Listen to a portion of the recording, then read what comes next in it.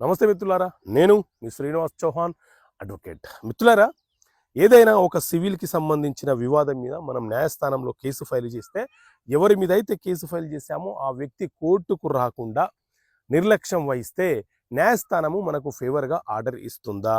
అయితే మిత్రులారా, సాధారణంగా మనము కేసు ఫైల్ చేసి కోర్టు ద్వారా సమన్స్ పంపించినప్పుడు అవతల వ్యక్తి న్యాయస్థానానికి హాజరు కాకపోతే ఎవరైతే కేసు వేశారో ఆ వ్యక్తి తన దగ్గర ఉన్నటువంటి ఎవిడెన్సెస్లని న్యాయస్థానంలో సమర్పిస్తే న్యాయస్థానము వాటిని పరిశీలన చేసి ఎవరైతే కేసు వేశారో ఆ వ్యక్తికి అనుకూలంగా ఒక డిక్రీ, ఒక ఆర్డర్ అనేది ఇస్తుంది. దాన్ని ఎక్స్ పార్టీ ఆర్డర్ అని పిలుస్తుంటాము, ఎక్స్ పార్టీ డిక్రీ అని పిలుస్తుంటాము.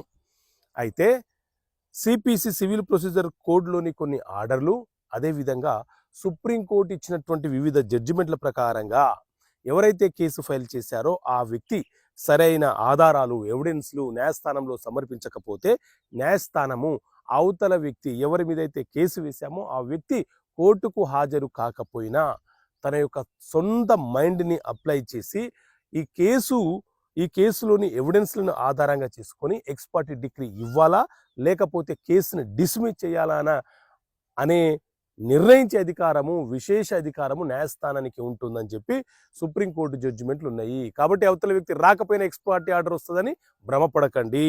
Okay friends, thank you. జై హింద్.